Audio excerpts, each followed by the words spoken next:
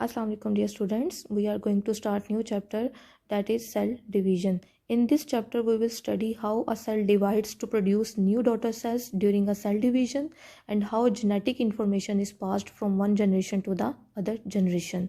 So let's start the introduction of the cell division. Cell division is basically a process that is taking place in all living organisms during which a cell divides to produce new daughter cells. And when we talk about the types of cell, we see that there are two types of cells that are involved in the cell division. These are the parent cells and the other one are the daughter cells. So what is the main difference between the daughter and the parent cell? Parent cells are the cells which divide. जब भी cell division में जब cell जो है divide कर देगा उस cell को हम पेरेंट सेल का नाम देंगे, और जब पेरेंट सेल डिवाइड करके न्यू सेल्स बनाएगा, the newly formed cells as a result of the cell division of the parent cell, उन सेल्स को हम नाम देंगे डॉटर सेल्स. जो न्यू सेल्स बनते हैं वो डॉटर सेल्स हैं, और जिस सेल की डिवीजन होती है उसको हम पेरेंट सेल का नाम देते हैं. So the difference is clear. Now let's see the structure of the cell. As you can see that this is the membrane of the cell. It is called cell membrane. Inside the cell you can see that this is a nucleus. Nucleus is present inside the cell and it controls basically all the actions or all the activities of the cell. The membrane of the nucleus is called nuclear membrane.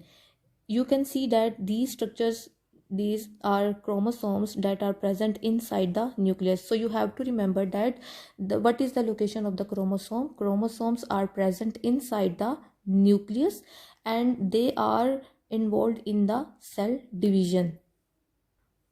You can see that these two structures are present inside the cell. These are called centrioles. So what is the function of the centriole is to make spindle fibers. जब भी cell जो divide होगा तो उसमें spindle fibres बनेंगे. वो spindle fibres basically क्या होते हैं? These are the thread like structures होते हैं जो क्रोमोसोम्स को प्रॉपर सेंटर में अलाइन करने के लिए रिस्पॉन्सिबल होते हैं for the arrangement of the chromosomes during the cell division. अगर हम इस स्ट्रक्चर में देखें तो ये देखें कि ये हमारे पास एक पेरेंट सेल है. ये जब सेल डिवीजन करेगा तो दो नए सेल बनेंगे.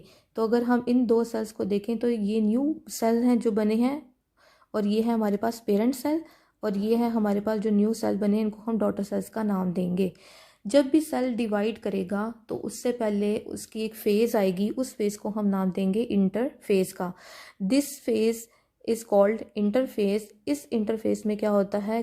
Before the cell division chromosome का जो नंबर है वो डबल होता है. यानी अगर हमारे पास पेरेंट सेल है उसके अंदर 2 नंबर ऑफ क्रोमोसोम्स हैं, तो जब इंटरफेस होगी तो इंटरफेस में वो क्रोमोसोम नंबर क्या होगा? डबल हो जाएगा. यानी 2 क्रोमोसोम्स थे तो अब वो कितने हो जाएंगे? 4. और अगर वो 4 थे तो वो कितने हो जाएंगे? 8.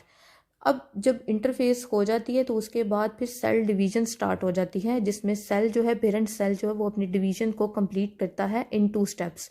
द फर्स्ट स्टेप जो है उसमें वो होता है karyokinesis and the other step is called cytokinesis. Cairo का मतलब होता है न्यूक्लियस और काइनेसिस का मतलब होता है डिवीजन. बेसिकली इस सेल डिवीजन में क्या होगा? इस टाइप ऑफ डिवीजन में क्या होता है? न्यूक्लियस की डिवीजन होती है. पहले इंटरफेज में क्रोमोसोम्स का नंबर डबल होगा, फिर वो डबल क्रोमोसोम्स के साथ फिर वो न्यूक्लियस की डिवीजन होगी. न्यूक्लियस की डिवीजन के फ़ौरन बाद साइटोप्लाज्म की डिवीजन होगी. साइटोप्लाज्म की डिवीजन इनको हम क्या नाम देते हैं? साइटोकाइनेसिस का नाम देते हैं. Cyto mean cytoplasm and kinesis mean division. So division of nucleus के फ़ौरन बाद साइटोप्लाज्म की डिवीजन स्टार्ट हो जाती है, और फिर जो एक पेरेंट सेल है वो नई डॉटर सेल्स में क्या हो जाता है? चेंज हो जाता है.